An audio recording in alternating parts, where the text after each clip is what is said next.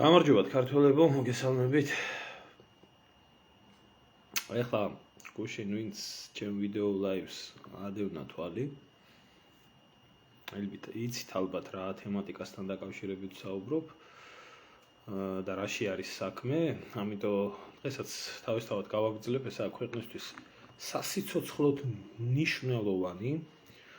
იმიტომ რომ ბევრი ამას ვერ ხედავს, რეალობაში კი ქვეყანა მართლა მიექანება იმ უბედურებისკენ, რასაც ომი, სამოქალაქო ომი, დაძაბულობა და 1000 უბედურება ქვია. იქიდან გამომდინარე, ნორმალურმა ქართველობამ მინდა იცოდეს ეს სიმართლე, რა სიმართლეც ტრიალებს სინამდვილეში და როგორ ხდება ამ ყველაფრის მომზადება.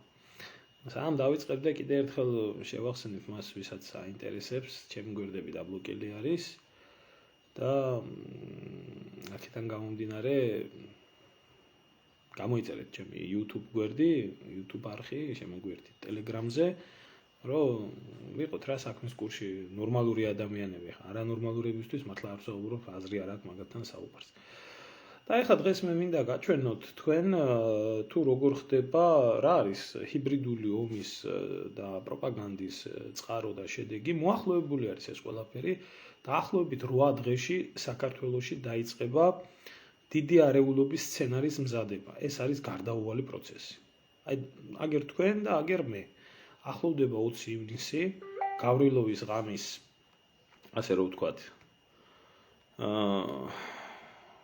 2 წლის თავის 3 წლის თავის არ მახსოვს ზუსტად.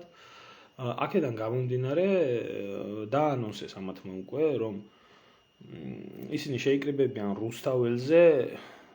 გაიხარეთ ქალბატონო რაისა, მეც გილოცავთ სულთმოფენობას, დიდი მადლობა ყველას მოგილოცავთ, ჩემონკარგებო. უფლისმადლი არ მოგკლებოდეთ სრულიად საქართველოს. და აქედან გამომდინარე, მე მინდა უბრალოდ თქვა ის, რომ ჩვენი ქვეყანა, ჩვენი სამშობლო და ქართველი ერი კიდე ერთი უბედურების წინაშე დგას.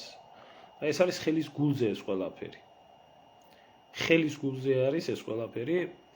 აქედან გამომდინარე, მეგობრებო, არ გესმით ხმა? დამიდასტურეთ თუ შეიძლება, თუ გესმით ხმა, მომწერეთ. აქედან გამომდინარე, მე მინდა ვთქვა ესეთი რამე, რომ აი 8 დღეში საქართველოში დაიწყება აი ამ დიდი არეულობის სცენარი, რომელიც დიდი არეულობის სცენარის მიზანი არის ქოც რეჟიმის შეცვლა, ისე რა ვიცი, სხვა ჯანდაბისეული, რა ვიცი, კოალიციური ნაცური რეჟიმით საქართველოში და რომლის მთავარი ამოცანაც არის საქართველოს ჩაბმა ომში, ისე როგორც 2008 წელს ეს ომი, ამ ომის აცილება ყველანაირად იყო შესაძლებელი. ტყუილი ახლა ვინც ამას საუბრობს, ეს კიდე ცალკე თემაა და მაგაზე შეგვიძლია ვისაუბროთ. მე თვითონ ვარ უშუალო მონაწილე ამ ყველაფრის და ვიცი, იქიდან გამომდინარე ომის აცილება იყო შესაძლებელი. აქ იყო საქმე, რომ რუსებს უნდათ ომი, მაგრამ სააკაშვილს და აი ამათ ლიბერალურ ძალას დასავლეთში უფრო მეტად უნდოდა ომი. და ზუსტად ის მეორდება დღეს საქართველოში. და დავუბრუნდეთ იმას, რომ აი 8 დღეში მოდის გავრილოვის ღამის, ასე რომ ვთქვათ, როგორც შეირაცხა საზოგადოებაში, ასე რომ ვთქვათ, ბრჭყალებში იუბილე თარიღი.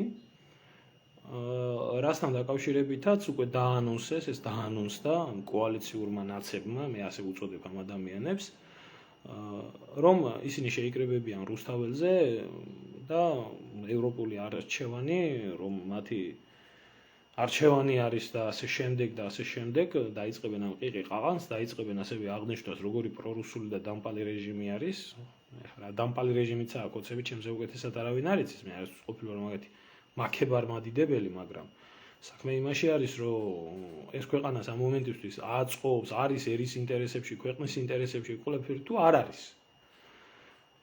20 ივნისზე რატო არის ხალხო აქ საუბარი, იცი? 20 ივნისი მაშინაც ემოციურ ადამიანების ემოციურ მუხტზე ითამაშეს ძალიან კარგად. და ეს ყველაფერი დადგმული იყო, იმიტომ რომ წინა დღით გავრილოვი და მთელი ნაცები ერთად სვამდნენ, ჭამდნენ და კეიფობდნენ. და კაი პურის ჭამაც ჰქონდათ გამართული და ჩახუტება და ერთად სურათები იგივე ხოშტარია და იგივე წერეთელი და ესენი ახლა ვისაც აინტერესებს ამოუქეკავ თუ უნდა იმას რა ქვია ისტორიებს და კიდე ერთხელ დავდებ წინა საღამოთი და მეორე დღეს აი ესე მოიქცენ ესენი ხო ესეთი ქვეწარმავლები არიან იმიტომ რომ იდეალური მომენტი იყო არეულობისთვის საქართველოში და აქედან გამომდინარე ომის პარტიაო აქ გაჟღერებული არის მე არა ვარ ამ სიტყვის მომხრე იმიტომ რომ ომის პარტია კიდე ცოტა სხვანაირად ჟღერს ახლა ბარეორმა შეიძლება დაიჯეროს ის რომ ესენი არიან ვაშკაცები რომ ამათ მართლა ქორები არიან და რომ ამათ მართლა ომი უნდათ და შეუძლიათ და სისხლი წყურიათ და ბრძოლა წყურიათ და ეს ადამიანებს პატივს ვცემ ცხოვრებაში მე შემხედრიან ესეთი ადამიანები რომლებსაც ომის გარეშე ცხოვრება არ შეუძლიათ რაღაც პერიოდი მეც ვიყავი ამ სინდრომით დაავადებული ჩემი გამძლე ცხოვრებიდან გამომდინარე, რომ მე არ შემეძლო სამოქალაქო მშვიდობიანი ცხოვრებით ცხოვრება, ყველაფერს ომის თვალით უყურებდი. ეს სულ სხვა დამოკიდებულება არის. ამათ პარტიას რაც შეეხება და ამ ძალას რაც შეეხება, ესენი არიან უბრალოდ მოღალატე ადამიანები, ზუსტად ამაზე მინდა ახლა ვისაუბრო, რომლებსაც აქვთ სურვილი, რომ მხოლოდ არეულობით და უბედურებით საკუთარი კეთილდღეობა, საკუთარი ოჯახის წევრების კეთილდღეობა, საკუთარი პოლიტიკური გავლენა და ასე შემდეგ კონდეთ უზრუნველყოფილი. და არ აინტერესებთ ეს ომი იქნება მათ ტერიტორიაზე, სხვა ტერიტორიაზე, თუ ხალხი დაიღუპოს, მთავარია და ამ რუსული გამოთქმა для кого-то война, для кого-то мать родная, აი ამაში ჩაჯდნენ თვითონ რამენერად გაძღეთ. აი ეს ხალხი არის. ახლა რატო ვამბობ ამ ყველაფერს, იცით, ჩემო კარგებო? 20 ივნისიდან ძალიან მალე ახლოვდება თარიღი, თუ არ ვცდები, 23-24-ში არის ეგრეთ წოდებული ევროპული არჩევანის კანდიდატის მონიჭების სტატუსთან დაკავშირებით, რომელიც ჩათვალეთ, რომ ეს გადაწყვეტილი არის ძირითადში, ვინც ახლა ადევნებს ამ ყოველ ერთი მოგანიჭებენ, არ მოგანიჭებენ, აგერ გადახედეთ მეზობელ თურქეთს და 50 წელიწადი აქვს მინიჭებული ეგ სტატუსი და არავის ფეხი არ შეუდგია მის მერე ევროპულ ოჯახში შევიდა მთელი ბალტიისპირეთი შევიდა მთელი აღმოსავლეთ ევროპა გაწევრიანდა, ხორვატია შევიდა, უამრავი ხმა, თურქეთი ამ კანდიდატის სტატუსით აი ესე დგას. არღებულობით. იმიტომ რომ არანაირი ის ღირებულებები და მით უმეტეს თურქეთი ნატოში არის და 1000 თავსატკივარი აქვს ატეხილი, არავის არ ჭირდება თურქეთი ევროკავშირში. დაახლოებით ეს ეგეთი სიტუაცია ჩვენთან. ჩვენ ვართ მათხოვარი, გაღატაკებული სახელმწიფო, მათხოვარი და გაღატაკებული სახელმწიფო არავის არ ჭირდება ოჯახში სარჩენად. ამიტომ ისევე როგორც ნატოში არავის არ ჭირდება იქეთ დასაცავი და იქეთ მოსავლელი და იქეთ საპატრონო ქვეყანა, ყველა ეძებს რომ რაც შეიძლება ამ ქვეყნიდან სიკეთე მიიღონ. თორე მასე გერმანიის ტერიტორიული მთლიანობას დარღვეული იყო, როცა გერმანია გახდა ნატოს წევრი. აქედან გამომდინარე ეს გადაწყვეტილი არის ჩვენ არანაირ ევროპაში არ გვესაქმება, ეს სისულელი და იდიოტიზმი არის. მაგრამ რა არის ახლა? წარმოიდგინეთ, ეს გავრილოვის ღამის ამბები განმეორდება, შეხსენება იქნება ყველაფერი. დაუძახებენ იმ ძველ ბრჭყალებში კამანდას. ზაფხული არის, ამინდებით თბილია და კარგია და როგორც მეუბნებიან, ვისაც ვესაუბრები, საქართველოში ისეთი სიცხეებია, იწვის ყველაფერი. ამიტომ გაჩერება, შეკრება, დაუშლელობა თუ დიდი მუხტი იქნება, ამას არანაირი პრობლემა არ გააჩნია.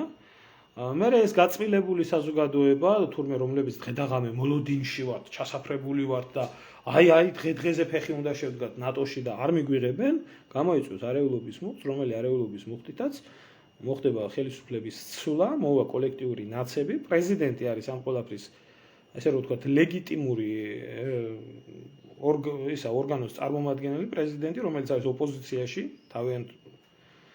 თავიანთ არჩეულ ძალასთან, ჩემო კარგებო, და მოხდება ეს ყველაფერი ისე როგორც უნდა მოხდეს. პრეზიდენტი ჩაუდგება ამ ყველაფერს სათავეში, ეს მთავრობა მოცილდება, კონსტიტუციის გარანტიის იქნება და მოვლიან ეს ნაცები და მე ეს მოხდება ომი ისევე რუსეთთან მოხდება, ან სამოქალაქო ომი მოხდება, რაშიც რუსეთი აუცილებლად ჩაერევა, ან სააკაშვილისეული ვარიანტი განმეორდება და დაუწყებენ საქართველოში საუბარს იმას, რომ რუსეთი ისე არის დასუსტებული და რუსეთი ისე იქცევა და რუსეთი განადგურების პირასაა მისული და აი ეხლა არის მომენტი მოსული, რომ ჩვენ ტერიტორიული მთლიანობა აღვადგინოთ და დაიწყება ომი. აი ამ ფორმულით უნდათ დასავლეთის რეაქციულ ძალებს საქართველოში კიდევ ერთი ომი და კიდევ ერთი სისხლისღვრა მოახდინონ.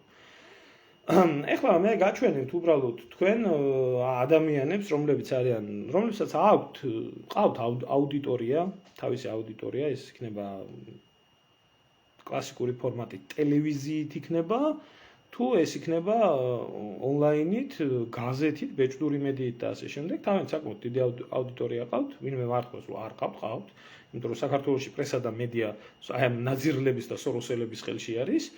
და მე თქვენ გაჩვენებთ ახლა აი ამ ადამიანებს აქვთ ახლა მიცემული პირდაპირ დავალება, რომ დაიწყოს საქართველოში აზრის მომწიფება, ესენი გახდნენ აზრის ლიდერები, რომ ომი საქართველოში ჩვეულებრივად მე რა მოხდა ჩვენ ხო მებრძოლი ქვეყანა ვართ, საქართველოს ისტორია ხომ ომების ისტორია არის ოდით განმოყოლებული საუბედუროდ, მეც მეზიზღება ომი, მაგრამ ასე არის.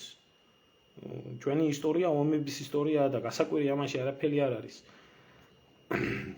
ამ ყველაფერს შემოატრიალებენ ქართველებს, გაახსენებენ რომ ჩვენ მეომარი ხალხი ვიყავით და ეს შეკვეთილი ომი კიდევ უნდა მოხდეს, კიდევ უნდა იყოს სიკვდილი, კიდევ უნდა იყოს უბედურება, კიდევ უნდა იყოს ბოროტება და კიდევ უნდა დაიკარგოს ტერიტორიები, ან საქართველოს საერთოდ როგორც 1921 წელს დაკარგა თავისუფლება და დამოუკიდებლობა სხვა ქვეყნების და სხვა ძალების ინტერესის გამო, ისე უნდა მოხდეს აქაც და აი ესაა ღალატი, აი ამას ქვია მოღალატე და აი ამაში იღებენ ეს ასე ხორციელდება მთელი ამ წლის მანძილზე საკუთარი სამშობლოს ინტერესებით ვაჭრობა.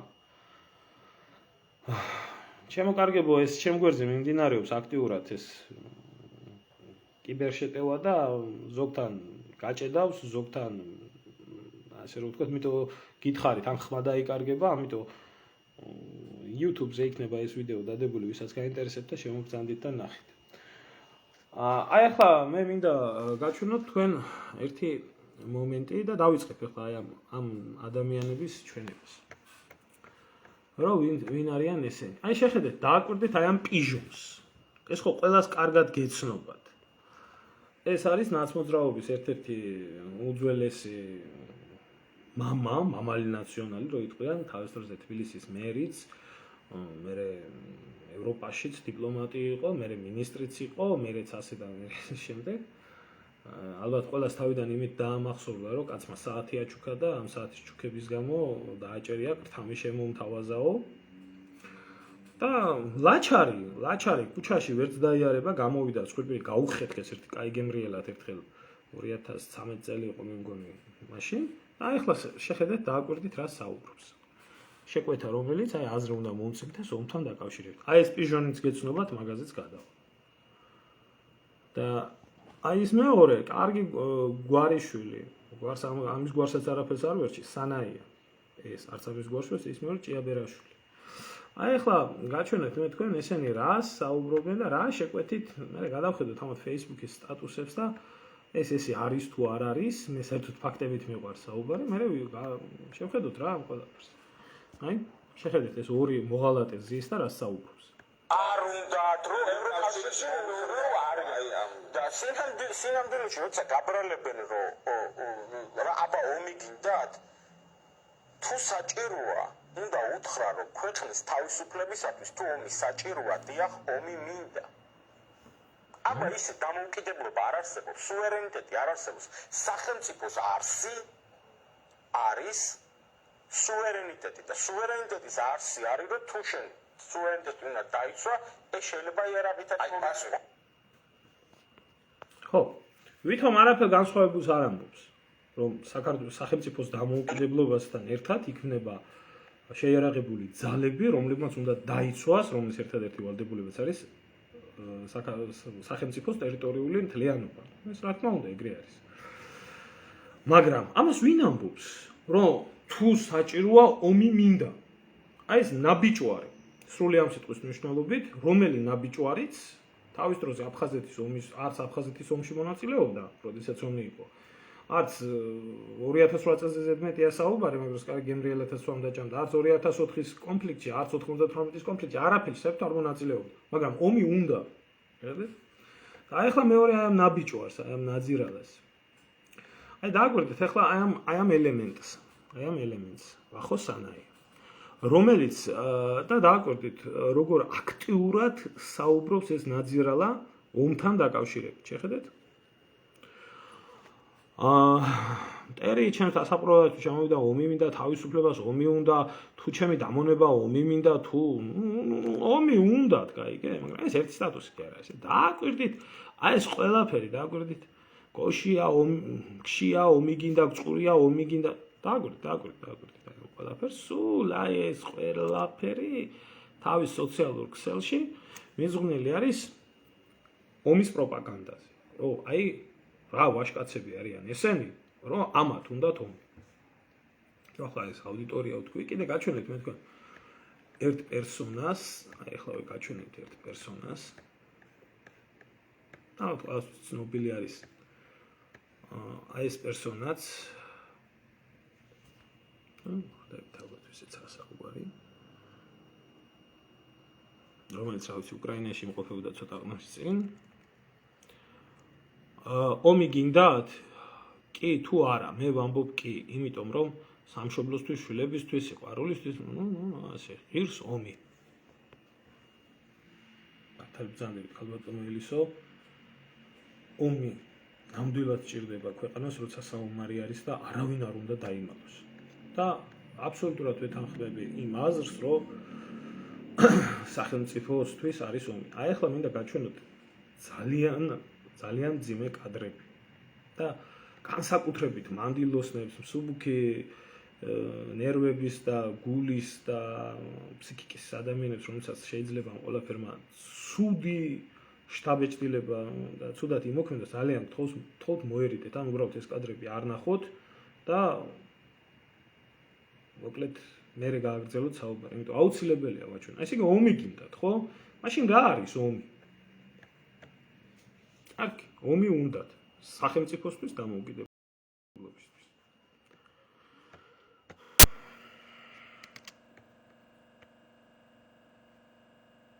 ეს არის ომი.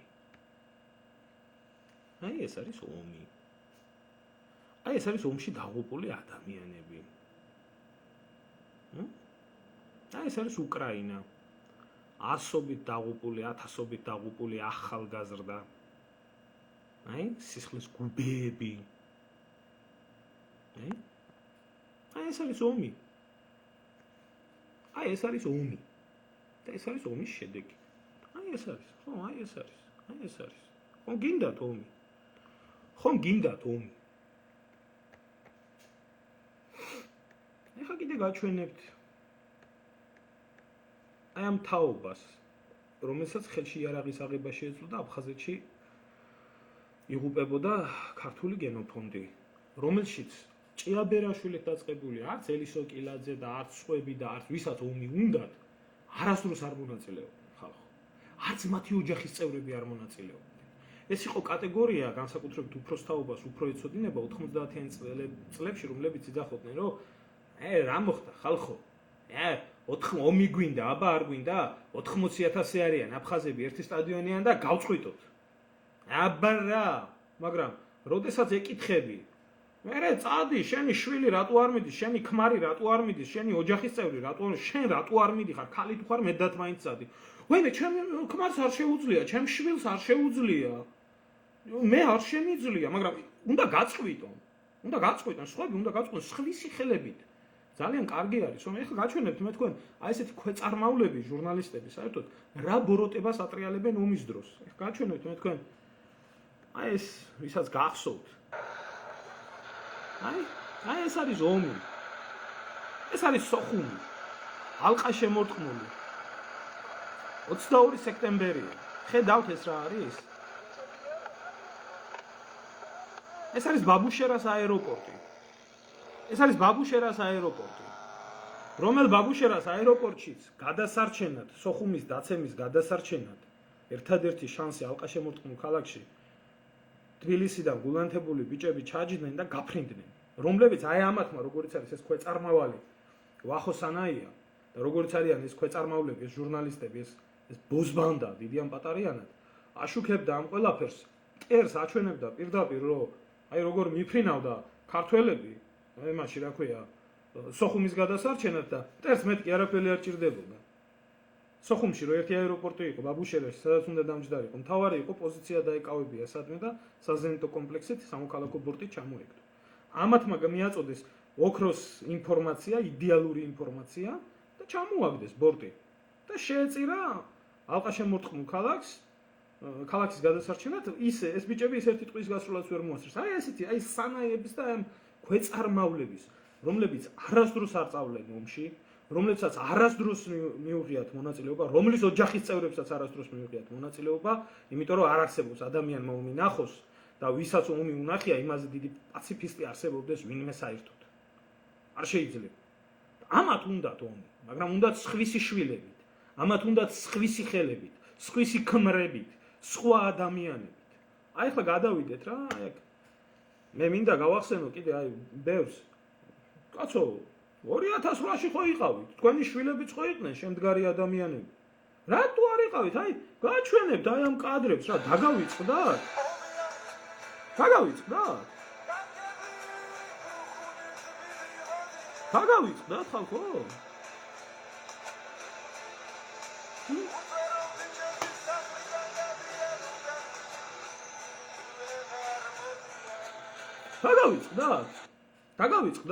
დაგავიწყდათ ქვეწარმავლებო? დაგავიწყდათ ეს ყველაფერი? სად იყო ერთი თქვენ სად მონაწილეობდით, თქვენი შვილები სად მონაწილეობდნენ? ახლა რომ ხართ ამაყად და იძახით, კიდე ერთხელ ვაჩვენოთ ამ ხალხს, კიდე ერთხელ ვაჩვენოთ, ამათ უნდათ ომი. ამათ უნდათ ომი. ეს ქვეწარმავალი, ამას უნდა ომი. იცოდეთ?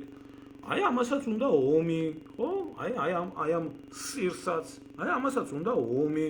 ხო, როგორ ხსნის? სუვერენიტეტი თუ არის, კაცო? დიახ, ომი მინდა. აბა ის უკიდურება არ არსებობს. რა თქმა უნდა, ომი მინდა. მაგრამ როგორი ომი მინდა, იცი? რასაც ესენი ამბობენ. ომი მინდა, როგორც აქ მე დავჯდები ტელევიზორთან. და როგორც სხვისი შვილები კვდებიან და როგორც ხედავთ იმ მორგში რა უბედურება ხდება, როგორც ხედავთ რა ხდებოდა აფხაზეთის დროს, ბაბუშერაში, რა ხდებოდა, ესე უნდა, თქო თვითონ არ შეეხოთ. რო კითხო გააჩნიათ. არსებობს სახელმწიფოს არსი. ეს ბიონაგავი გამოვა დაიწყებს ამაზე საუბარს და თვითონ ამაში იღებს ფულს. ეს არის ღალატი. ამას ქვია სამშობლოს ღალატი. ვინც ამას აკეთებს, იმას ქვია მოღალატე.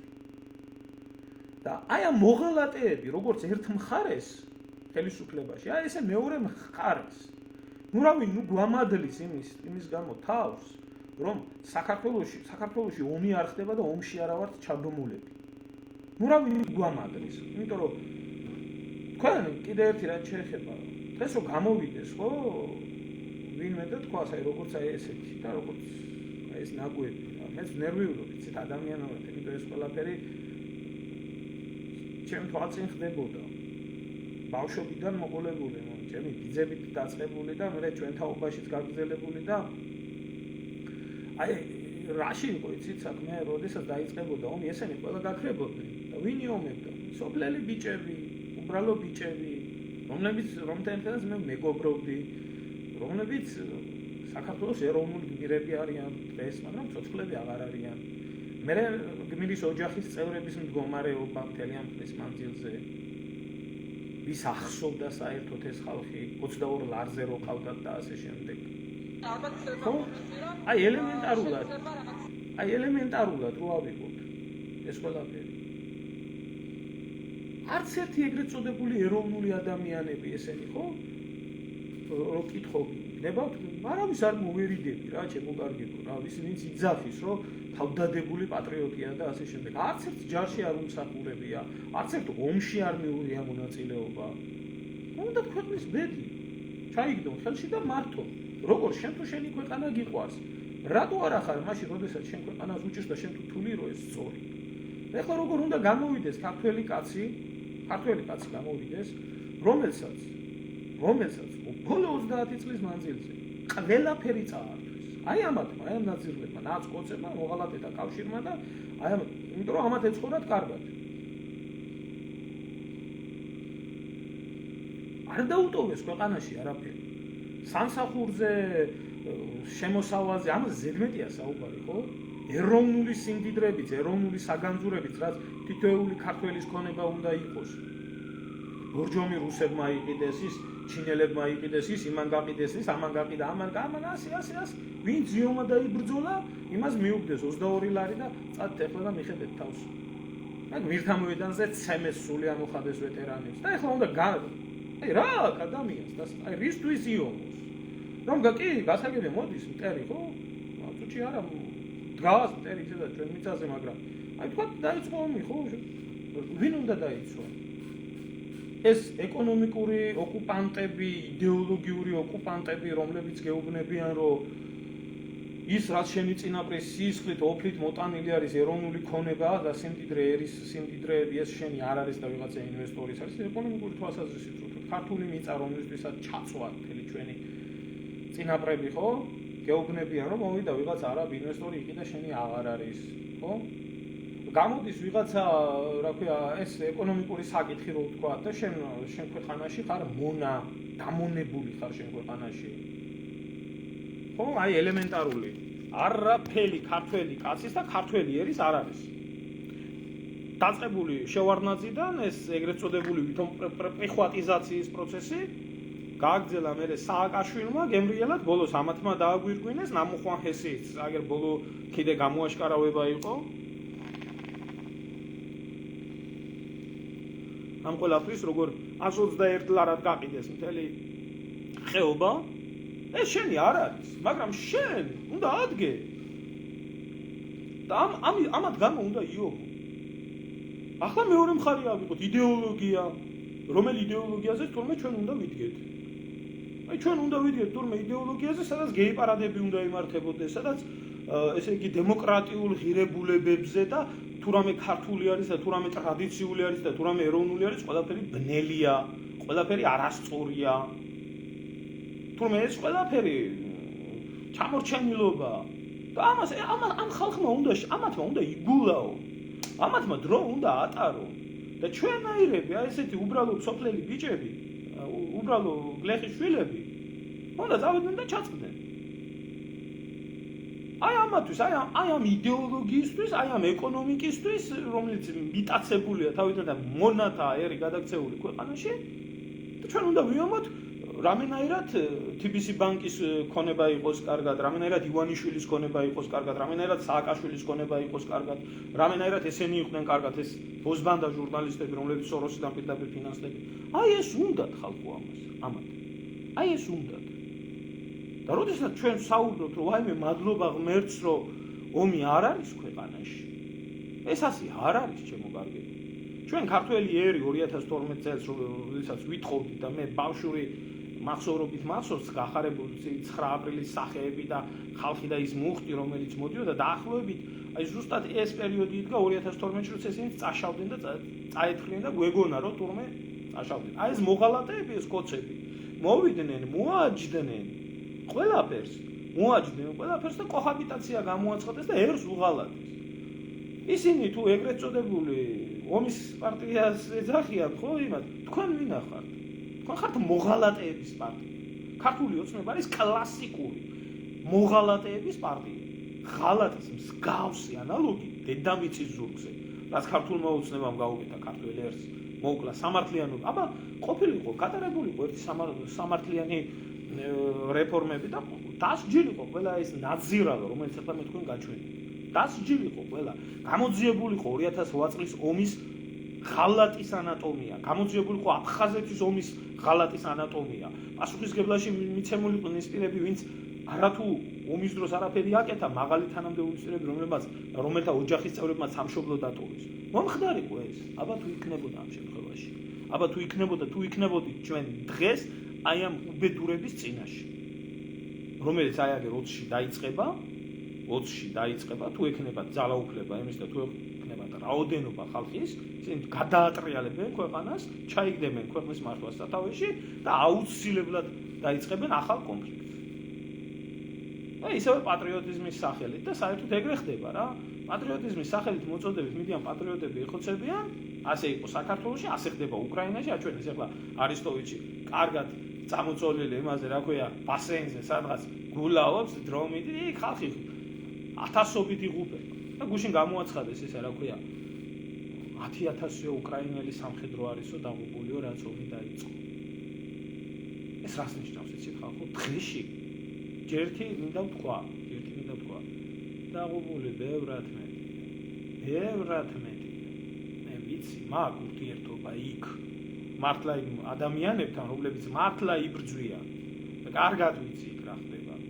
რომლებიც არ პიარობენ და არ დგამენ კონცერტებს და ტელევიზორებში არჩევენ. კარგად ვიცი რა ხდება, მაგრამ კარგი ასე ავიღოთ, ხო? და ვთქვათ, რომ აი 10,000 და რა მოხდა მე ხო ახლა 40 მილიონიან უკრაინისტვის ხო 10,000 რა დაღუპული არის ომში, როცა ამდენი დაღუპული ჩვენ გვყავდა აფხაზეთის ომში. ხო ეს რა არის ახლა თავისუფლებისთვის ბრძოლაში, ხო?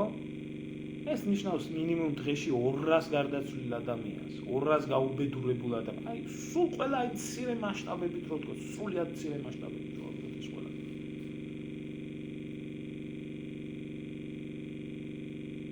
11 მილიონი ადამიანი საერთოდ გაიქცა უკრაინიდან და აქაა ზოგი ევროპაშია ჩამოსული, 4 მილიონი რუსეთშია წასული. დამპყრობელ ყოველთა შორის ეს ცალკე აღსანიშნავია კიდე რომ აი ოკუპანტ ქვეყანაში 4 მილიონი ადამიანი გადავიდა იქით საცხოვრებლად.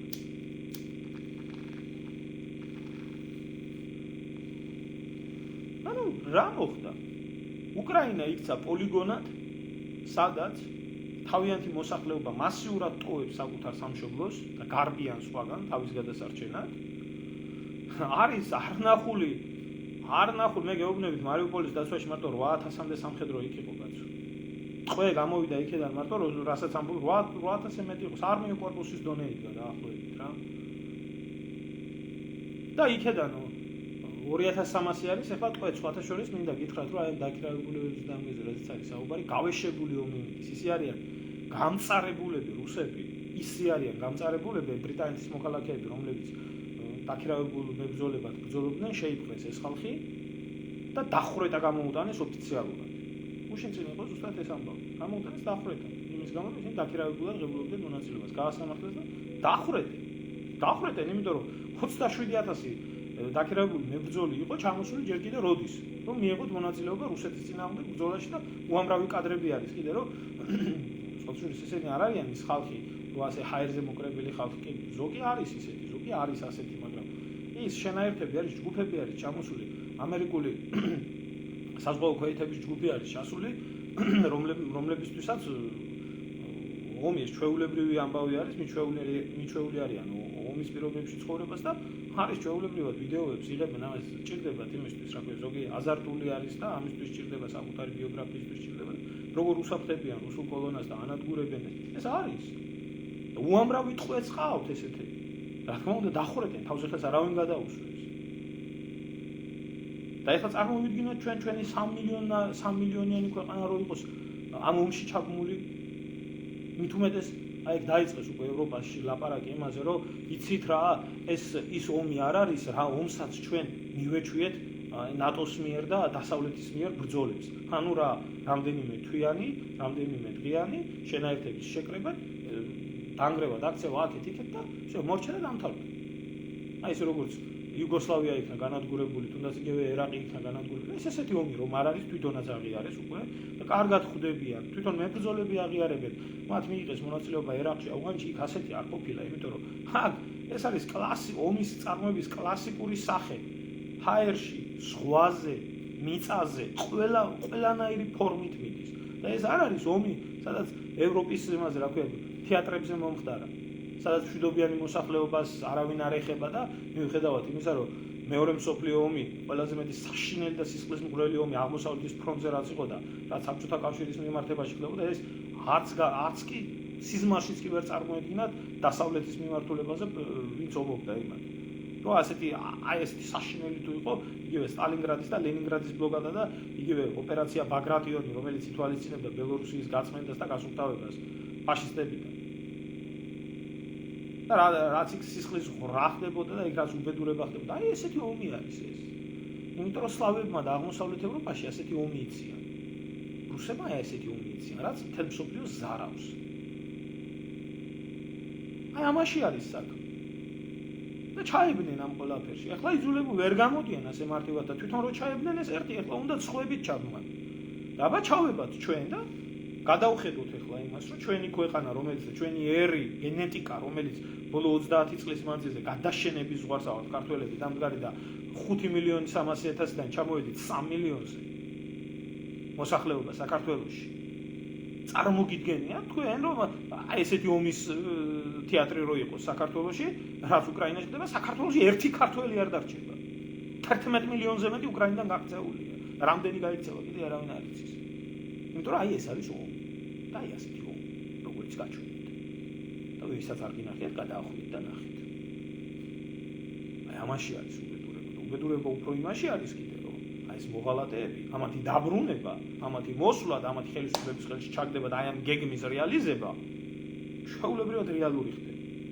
ჩვეულებრივად რეალური ხდება. კიდე ერთხელ ვამბობ, სალომე ზურაბიშვილი ვინმეს მოწონს თუ არ მოწონს დღევანდელ რეალობაში ის არის ლეგიტიმური პრეზიდენტი საქართველოსი, როგორც ამბობენ თვითონ, ლეგიტიმურად დემოკრატიულად არჩეულია, რომელიც აღჭურვილია ორი ძირითადი უფლებით. ეს არის შეერაღებული ძალების მთავარსარდალი, რომელსაც შეუძლია უბრალოდ ლეგიტიმური ბრძანება გასცეს ოკუპირებული ტერიტორიების გათავისუფლებისთვის დაიზრას ქართული არმია და ეს ჩვეულებრივად შეიძლება მოხდეს, ვინმე არ თქვას. კანონით აქვს მას ამის უფლება და ასევე აქვს კანონით იმის უფლება შეიცვალოს როგორც გვარამია, ისევე შეიცვალოს სააკაშვილი, შეიცვალოს სხვა ნაძირლები, რომლებიც მართალია მინიმალურ დონეზე, მაგრამ არიან დამოკრელი და ეს ამ რევოლუციას ეს ყველაფერი მოარგოს. ვინ არის ამ ყველაფერში დამნაშავე? მე და თქვენ არა ვართ ამაში, შეიძლება ვართ ნაწილობრივ დამნაშავე ყველა იმაში, რომ ჩვენ მივეცით ხალხმა, მივეცით ქართულ ოცნებას და რა თქმა უნდა ხალხია ყველაფრის წყარო და მივეცით და იმის უფლება მივეცით, რომ საერთოდ ხელისუფლებაში იყვნენ და ხმას იღებდნენ და რაღაცა წილი კიდევდეს და რაღაცა გამომიხდება, ხა გადავამხობ თავზე გამზრდე და დაწერს იმას რო ქვია კომენტარში, რა უმადური ხარ, ამდენი გააკეთა ბიძინამ კახიმ, ამდენი გააკეთა როგორ? მაგრამ მისი ბრალი არის ბიძინა ივანიშვილის ქართული ოცნების, რომლებმაც ეს პოლიტიკა გაატარეს შიდა პოლიტიკა ქვეყნის, ის გაატარეს საგარეო რაცხვება. ასე გადაეფარნენ მოღალატეებს, დამნაშავეებს, ჩაიხუდნენ გულში და დღეს ქართველიერი დგას აი ამ ყველაფრის წინაშე. მე ძალიან გული მტკივარ, რასაც ვამბობ ამ ყველაფერთან დაკავშირებით, ეს არის რეალობა. ჩვენ ქართველები, ხო? აი ჩვენ უბრალოდ ქართველები. რა ვქნათ, იცი? გავიყიდოთ რა, როგორც ვიყიდებოდით, ხო? გაუმარჯვოთ ბიძინას იქ ვიღაცა ჩემი მუშაობს სამსახურში და მაიმე ის არ გამოაგდონ ის ამაზე პრობლემა მე პენს დახმარება არ მომიხსნა პენსია არ იქ ვიღაცას ჩემი ანს ბიზნესი აქვს და ხერხი აქტივია სახელმწიფო არის მეწველი ძროხა ნეპოტიზმი კორუფცია აღვირახსნილობა ყველაფერმა ერთად მიიყვანა ქვეყანა ომი იქნება აი ასეთი იმასაც გეტყვით ჩემო კარგებო რომ არც ბიძინა ივანიშვილის ბერა, არც მიხეილ სააკაშვილის ნიკოლოზი, არც ივანიშვილის მეორე შვილი ვუტა, არც სააკაშვილის ედუარდი და ესენი არ მიიღებენ მონაწილეობას ამ ომში, ყველა იქნებიან ბედნიერად, კარგად და არა მარტო მათი შვილები. აი ამ ზბროდის, რომელიც 30 წელიწადი ანადგურებს, მე თქვენ გეკითხებით, აბა ელემენტარულს გეუბნებით, რომელი ჩინოვნიკის შვილი მსახურობდა ჯარში ამ ხმის მანძილზე. ომზე ზედმეტია საუბარი. ერთი როგორც ვიცი, კაკო ასათიანის შვილი იყო ჯარში, ერთადერთი. არც თვითონ უმსახურებიათ მისი ქვეყნისთვის, არც მის შვილებს უმსახურებიათ მათი ქვეყნისთვის. ხო? აი, მე როდესაც ვამბობდი კიდე ერთ ნაძირალას, გაგახსენეთ მე თქვენ. წარმოვალს ამას. ღმერთ. გაგახსენეთ იმას, რომელიც ომზე ლაპარაკი კი არ არის. აი ეს წარმოვალ.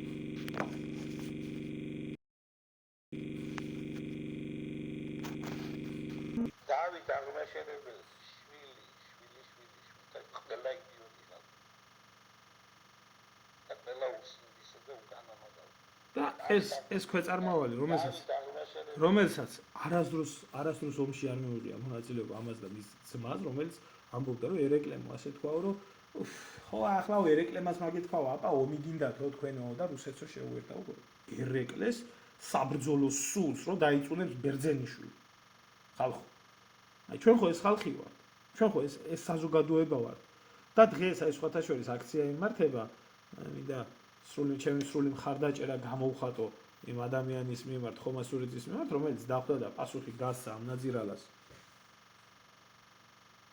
ქართული ოცნების მოღალატე ხელისუფლებამ და ამათო კოლექტიურმა მოღალატეებმა ის კი არა ის რომ დაიჭირა ის ხომასურიძე დაიჭირეს და მეორეზე კიდე საქმის აღზრუნდა რომელიც აფხაზეთის ომის ვეტერანი და 10 შვილის მამა აი ამაში არის საქმე და ეს სისტემა შეიქმნა ეხლა ტყუილს ვერ ვიტყვი და თავს ვერ დავხუჭავ ამ ყველაფერთან დაკავშირებით გეუბნებით თქვენ რომ იცოდეთ რომ რაში არის საქმე მორჩა და დამთავრდა გინდათ ბატონო ომი მერთმა ხელი მოგება არა მე რომ მკითხოს ადამიანმა ჩვენ ერს საერთო ჯამში ქართველ ერს იმისთვის რომ გამოვიდეს ამ წლების მანძილზე დალექილი აი და დაჩლუნგებული დამონებული აზროვნებიდან ნამდვილად ჭირდება სამამულო ომი რომელიც სამამულო ომშიც ვერავინ ვერ თვითონ დაიმალება და ვერ შვილს დამალავს ისე როგორც აი ეს ყველასგან საგინებელი სტალინი საკუთარ შვილს არ მალავდა ომში და სხვა შვილებსაც არ აფარებდა ხელს ჩვენი ერის და თვითყოფადობის გადასარჩენად მე ვიყო და ვიცო გავიხსენოთ ის რასაც ქვია რომ სისხლმა გამოიღვიძოს და გენეტიკამ გამოიღვიძოს აი ესეთი ომი მართლა ჭირდება ჩვენ ერს ტერი დავარქვათ და მოღალატეს მოღალატე დავარქვათ და აი ეს მოღალატები გამოვიყვანოთ ყველა და დავხვრიტოთ ვინც ჩვენ ქვეყანას ღალატობს და ვინც ჩვენ ერს ღალატობს აი ეს გჭირდება კი ბატონო ამის განსაწმენდელი გვინდა ჩვენ ერს და კი ბატონო ომი მაგაში არის თავარი თუმეტეს ქართველისთვის რო გონიათ რომ აი გადაშენდა ქვეყანა და ქართული გენოფონდი გადაშენდა აი მაშინ აღმოჩნდება რაღაცა და ვიღაცა ისეთი და გამოიყვანს ამ ყველაფრის მდგომარეობიდან შემოსაფხიზლებლად ჭირდება ეს ყველაფერი მაგრამ აი ესეთი ომი ნამდვილად არა რომ სხვის ინტერესების გამო ჩავებათ ომში და ჩავაბათ ჩვენი ქვეყანას და გავწყვიტოთ და გავანადგუროთ და როგორც აქვს აფხაზეთი როგორც აქვს სამაჩაბლო და როგორც საუკუნეები ერთად თანაცხოვრებაში მყოფი ერები და იგივე იდენტობის ხალხი ვინც ვართ ჩვენ რო წაკიდებული ვართ სიკვდილ სიცოცხლით არ ვიცი რამდენი თაობა ღმერთმა იცის რა კიდე დაჭირდება რომ ეს ყველაფერი იქნას დავიწყებული აი ესეთი ომი მართლა არ გჭირდება ვისაც ჭირდება ეხლა ნორმალურ ქვეყანაში აი ამათ ყველას გამოიყვანდა ხელისუფალი წაუყენებდა ბრალდებას სამშობლოს ღალატის მუხლით ომის პროპაგანდის მუხლით და შეყრება ციხეში მაგრამ ნორმალურ ქვეყანაში აღამდენს ვერ მოვიდოდნენ იმიტომ რომ ოფიციალური ლეგიტიმური მოღალატეები არიან რომლებიც იღებენ ფულს საკუთარი ქვეყნის დაქცევაში აი ესა აქეთაც მოღალატე იქეთაც მოღალატე აი ამის თქვა მინდოდა მე ჩემი უნდა გითხრათ ჩემო კარგებო რომ მე ვინმე მისარქოს რომ არ გითქვია მაინც ვამბობ ამ ყველაფერს და იყავით საქმის კურსში კარგად გზავნდებოდეთ დიდი მადლობა ყველას ყურადღებისთვის